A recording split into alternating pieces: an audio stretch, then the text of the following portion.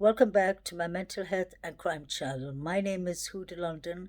I'm a licensed cognitive behavior therapist and a licensed mental health counselor. That's a CBT therapist. I'd like to start by thanking all my subscribers for all the support I get, for all the kind comments that you leave behind. Please like, share, and subscribe. And say that I would like to say that this is for entertainment purpose only. I usually stick to the facts of the case, which I intend to do, but I wanted to talk a bit about what I believe could be the motives of the four students that were brutally murdered in Moscow, Idaho, in the student campus.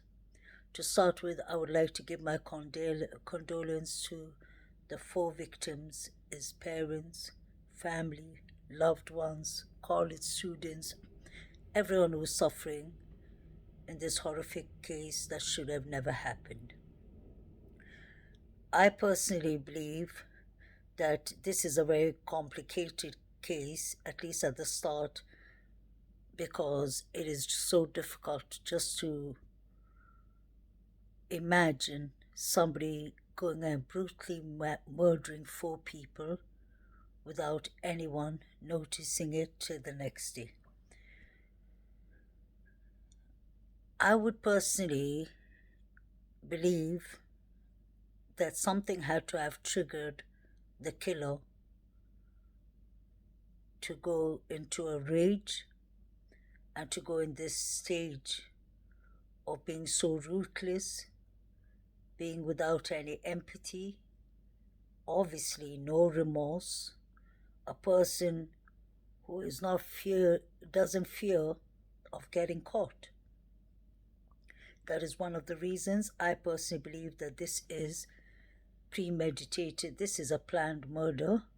I don't believe it's something that just happened out of a quick fight or argument or disagreement that the person went into rage. Sorry, I don't believe that. The reason I don't believe is to go and actually murder four people with a combat knife or with a military knife. That would take a lot of energy for someone to do it. It would take a lot of guts for someone to do it without thinking that they would get caught. So that's the reason I believe this person pre planned it. I would have personally, I'm sure law enforcement does that, I would have gone back to the root of that evening, maybe even a couple of days before, to check. Like, that's what we do in mental health. We check how the person was doing a couple of weeks, a couple of months before, just say they came to the stage of depression or getting a diagnosis. Or just say a good example is if somebody suffers of bipolar, and if bipolar 1, say, which is more severe than bipolar 2, and the person is on, just say, their medications and everything is like being monitored for them and everything is fine. They're going to therapy, they have the psychiatrist evaluation, and yeah, they will have good and bad days. But then, just say the person decides to stop their medication, stop going to therapy, isolates themselves, maybe doesn't eat or sleep for many days, and then a trigger happens. A trigger could happen like a psychosis episode. And when that happens, they can be in a state of hallucination, delusion, many things could come. Like if you remember that famous case of, God rest his soul, Cash Gernon and Darlene Brown, when he was taken out of his bed, the poor little boy, 4-year-old boy, who was murdered and put out on the street next to Monica Sherrard's house. That is a very good example of a psychosis episode. Then you have the other case that I was doing a couple of months ago that I was talking about, Beatrice Bishaw, who ran into a crowd of people, and she had bipolar and schizophrenia. So she was in a serious psychosis episode. She was having real, she was being triggered basically. She started hearing voices. A voice was telling her to run into the crowd, kill them, and to kill herself. So, such things. So, that's always a trigger. So, what I'm thinking about is something triggered up this situation. So, what I was thinking about is if you think about it, it would have been really wise, and I'm sure that's what law and enforcement do. They have their knowledge and their skills how to how to not solve a crime, but how to get the find out who committed these horrible, horrific crimes of these four innocent lives.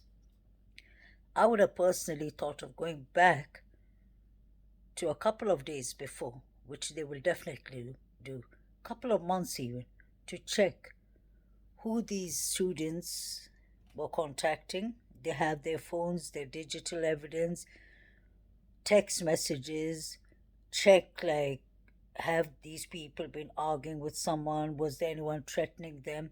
And then when you go from that, I would have even checked like what happened that day.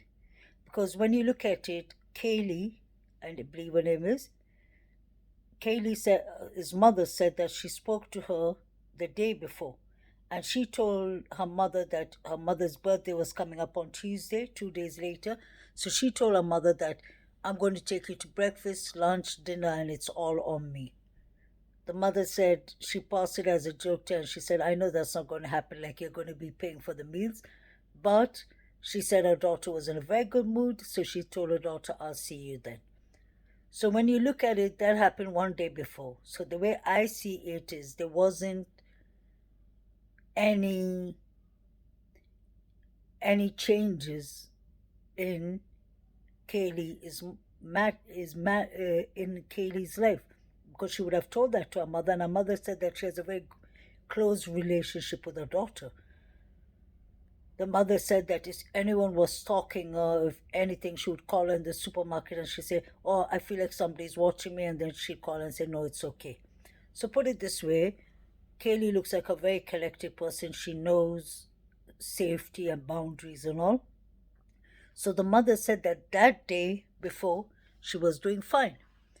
So I've been spending time thinking about this case a lot, and watching each and every clip that comes out of it, whether it's from News Nation, whether it's from CNN, NBC, whatever. Even in the UK, they're talking a lot about that case on our newspaper. So I check like big channels and what they're talking about and all that. I'm talking about legit news channels.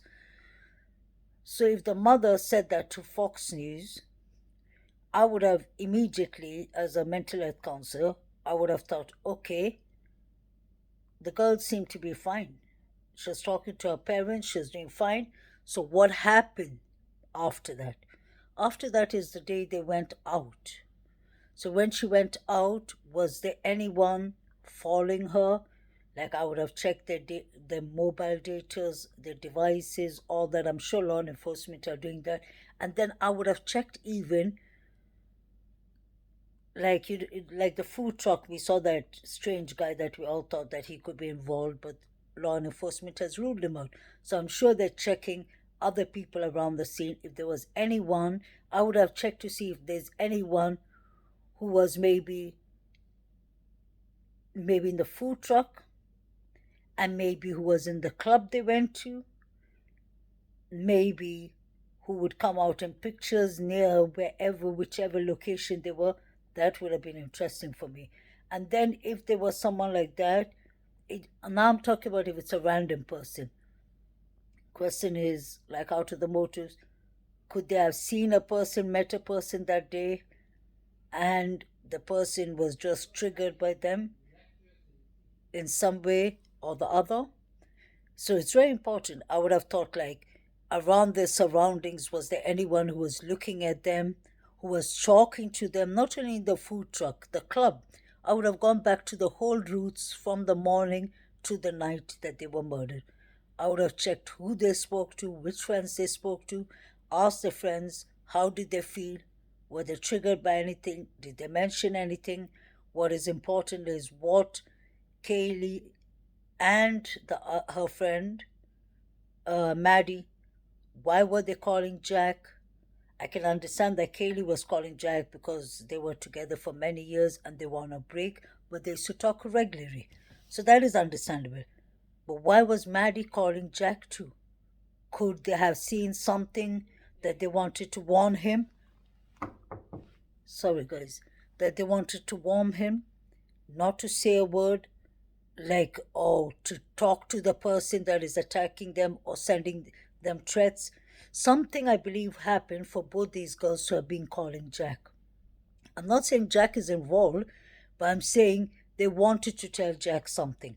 They must have been out on the balcony and saw somebody. Anything is possible.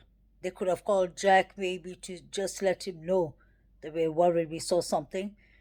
Another thing that I was wondering is that is if it is a random person who did it.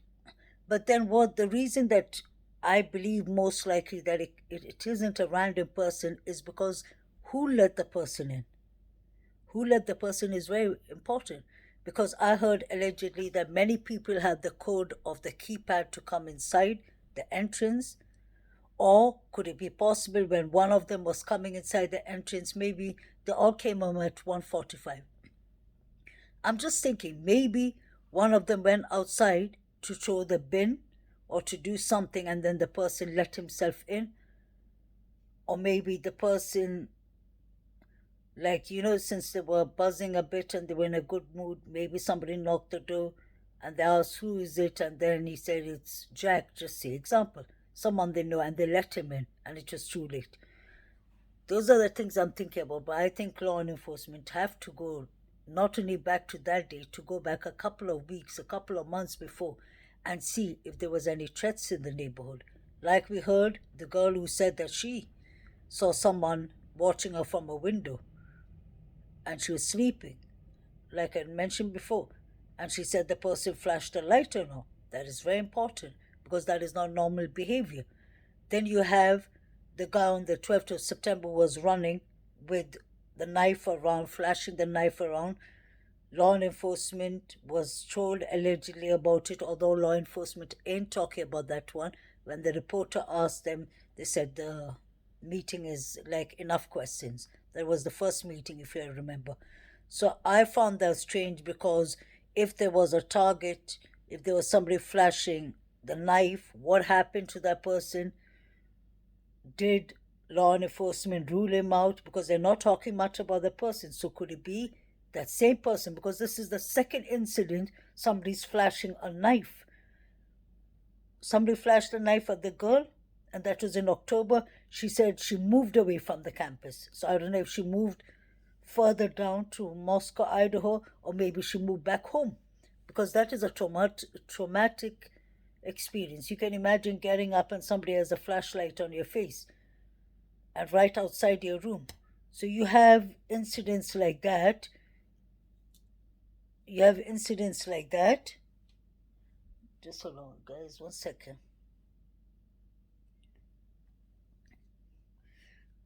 My cat here wants to be on camera, I guess. Say hello. Sammy, Sammy. Sorry.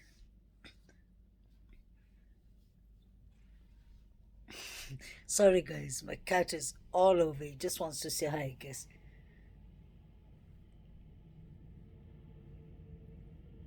Sammy.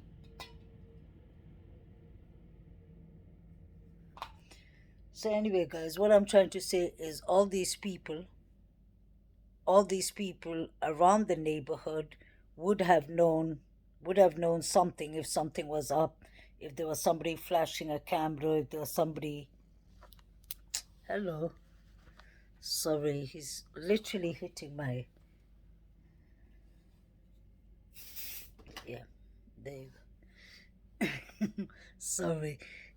My cat has to come around and play with me. Usually he'll go far away from me, and when he sees me either recording or uploading something, he's all over. But I love him. His name is Sammy. He's a tuxedo cat. I really love him. I've had him for 4.5 years now. besides the cat, this is really important, guys, to come back to it. Something triggered up the person for him to come, have the guts to kill four people and leave. Now, the knife that I was researching, the knife that he bought, apparently that knife is used, trigger warning, it's used so that your hands don't slide from the knife, that you get a good grip in the knife. So this is a person who must have been planning this before. That's what I believe. To go get a knife like that so that it doesn't slip off. I'm sure it's a person who wore a mask, who must have worn gloves, because trigger warning goes when you ask the coroner office, the autopsy officer, the woman said that it was a bloody scene. We could see there was blood draining down from behind, from one of the rooms, and it was strange. It was the ground floor that it was draining from. So I wonder if it was coming from the second floor to the ground floor. I believe that this person targeted either two of them he was out for, or the other two who were in the party, either the two in the club or two in the party, or maybe out for all four of them. This is someone who just, I don't believe it's just a random person who was outside and passes the house and looks at them. I believe this is a person who really knew one of them, and he must have not known them that well, but he knows them. I have a feeling that the killer was let in for some reason. I don't know why, guys. This is only for entertainment purpose. This is my speculation. Somebody let him in, or he knew the code, because there wasn't any forced entry. So if they forgot to lock their doors, that would have been another case. But he let himself in, or somebody let him in. I'm starting to wonder, did one of them go out to throw a bin, or did one of them go out for something and he sneaked himself in? Law enforcement definitely need to check all the people that they were out with that night. Whether even I would have gone to a couple of weeks before as a mental health counselor. I would have gone to see how even their moods was. And I've said it in my previous clip. Although it's confidential, I would have tried and checked if there's the school therapist. School counselor is very important for the campus. They should talk to the school counselors and see if any students have come and complained about strange behaviors, or people attacking them, or people maybe passing threatening messages to them. This person on the campus who did this, I just don't believe came randomly and did this, since a girl has already said that she saw somebody flashing a light with the I can't remember if she said with the knife. Yeah, I'm sure. But she said somebody flashed the light into her eyes, so there is a stalker around. This is a situation where a guy was, even on the 12th of September, and that's facts, a guy was flashing a knife around the college. But my question is still, I can imagine that the students, the two that survived, were in shock, but why didn't they call 911 immediately? Why did they call their friends? Another four or set of their friends came before law enforcement came, and one of those four friends, or couple of friends, called law enforcement from their phones. Now you have more people on the scene so that evidence can be tampered with. I don't mean that the students wanted to tamper the evidence with, but it's common sense when a crime scene is supposed to be left untouched. Another thing, I just guess the police will have to come and just read the crime scene. Like, imagine watching the blood splash on the wall, like which direction it came from, where did the killer come from. Let the crime scene talk. They just have to let the crime scene talk to them by just standing in the room, putting on the lights. Definitely that's what they're doing all the forensic magic, which they're quite good at. And now, since the FBI is on the case, that brings in more skills, more resources, more knowledge, But the sad thing is, apparently, out of the 400 homes, I heard one reporter, was it NBC News or Fox News, one of the big news, saying that she went around driving around those areas and she did not see many people who had cameras in that area. So that is really sad, because then if if many people didn't have these what's it called, uh door cameras and all that, if they did not have it in front of the house, then it is difficult to know exactly their whereabouts. But then another good thing is, I remembered, like, I don't know about how it is in the States, but in UK most of the cars have these navigations and all, and some of these cameras, especially our cabs, our mini cabs and taxis, have cameras on it. So that could help them to see what time they came home. The driver could say, like, what he saw in their behavior, if there was anything triggering in their behavior. But they seem to be like in a good mood. When you think about it, the two girls, when they were in the, what's it called, food truck, they were bubbly and cheerful and all that. So I wonder, was there someone in the crowd who was watching them from far, who was calculating everything, making sure that they all came home on time? Was this a target to all four of them, or was this targeted to two of them, but then the other two were awake or maybe got up while he was in the process of doing this? But I really feel this is antisocial personality disorder. This person could have been a stranger, even from the girls' restaurant, because the girls worked in some kind of Greek restaurant or something in the center, and then as a bartender or working in a restaurant, you can get a lot of, sorry to say, a lot of stalkers and creeps watching girls and all that. And if they tried checking up the girls could have rejected them. That could have been something that could have triggered the person is confidence, self-confidence and all that. And he must have felt humiliated if the other girl laughed at him. Example, I'm just thinking out loud. Anything is possible. But for this person to have come and targeted four people in the house and not the other two, it makes me believe that it was something with these four people. He calculated and he planned this. It was premeditated. I don't mean that he planned this maybe a couple of weeks ago, but I mean, even if he saw them outside and something happened, he planned to come back and do whatever he was going to do. So I believe law enforcement is going to definitely stand there and let the crime scene talk to them. They have to imagine and watch, and all the blood, and the sad thing is there's no weapon there. That's what makes me think that it was more premeditated, because if this was just a person who came to kill, a messy thing, if it was just messy, he would have done his job, ran away because he's scared that he'll be in a panic mode that he actually killed four people. So he could have dropped something in the scene and ran off and all that. But this person looks like he knew what he was doing. And I wondered, did the two remaining girls call maybe their friends because they saw what happened and they discussed about it? Maybe they know the killer. Maybe they're scared of the killer. This is just things that I'm assuming out loud, because I know law enforcement has said that they cleared them, kind of. They said the girls weren't involved. I believe that. But if the girls weren't involved, these are young students who are bright, who are smart, who know to call 911 first. Somebody is unconscious on the floor.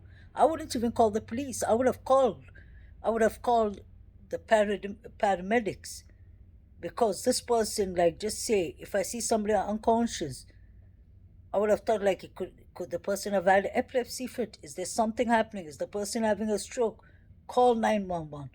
And then obviously 911, like in UK, when you call 911, 999, they'll ask you at once, police, ambulance, or fire brigade. You have to choose between the three. So I don't understand why these girls did not call law enforcement. They could have been in panic. But even if you're panicked, you called your friends, four of your friends came, and then they took your phone and called law enforcement. That is, they wasted actually time. Even if they were innocent and they were panicking, they wasted the time. Wasted the time of the police maybe coming closer to catch the killer. So this is all getting too much entanglements are happening here, but I hope they solve it. Now they have escalated it further to the forest. They made the crime seem bigger. So I believe they think that he must have run down from the forest. But this person looks like a person who, sorry to say, who's done something similar before. I'm not saying murder exactly, but must have hurted people before. Because you have to be, sorry to say, you have to be really in a bad, severe rage, hate to commit a crime like this. Or, I hate to say this, there's many people say, oh, you're using excuse. It's not an excuse. Or you really have to be antisocial personality disorder, sociopath kind of behavior. And that is mental health. There is something that clicked the person's button. He thought, that's it, I'm not having it. Just say if one of them made him angry, hate, rage, hate, rage, everything came, and he thought, no. Because some people they don't think about the consequences. They don't have remorse here if it's antisocial personality disorder. If he's thinking, that's it, if something triggers, if somebody's having a psychosis episode, some things you can't just control. But I'm talking about if this is a killer who's done it before, something triggered him really to do it. Maybe he was in love with one of these girls and they said it's over. That's a possibility. So it has to be, everyone needs to be checked. Their close friends, their friends, their friends' family, even the surviving victims, his friends, their families, their phones. Because this is just like this just escalates everything in the case. Because first you go inwards and check around the house, the people in the house, but then you have to see, like now they're going to the garden, they're going to the forest, now they're going more into the campus. Soon I won't be surprised if the law enforcement and FBI start raiding the students who live in the campus, trying to search for evidence. I believe this is something homely, if that makes sense. Something around the campus, unless the other possibility is somebody from the nightclubs where the girls were or where the other couple were, or somebody that they work with, somebody that they study with. All these people should be checked as suspects. It's really sad what has happened. I hope they get closure to it, because when you look at it this way, that's what I keep on thinking. Look at all the students who are there right now and imagine the fear they're going through, the anxiety they're going through, the PTSD they're going through. I'm sure I can imagine some of them may even decide not to come home and take the semester off. That is very possible. Many of them will. Because think, as a parent, I have a 26-year-old daughter. If my daughter she's finished her university, but just say my sons are 20 and 18, if they were in the campus, I would have definitely forced them to take a semester off. Because once you don't have a killer,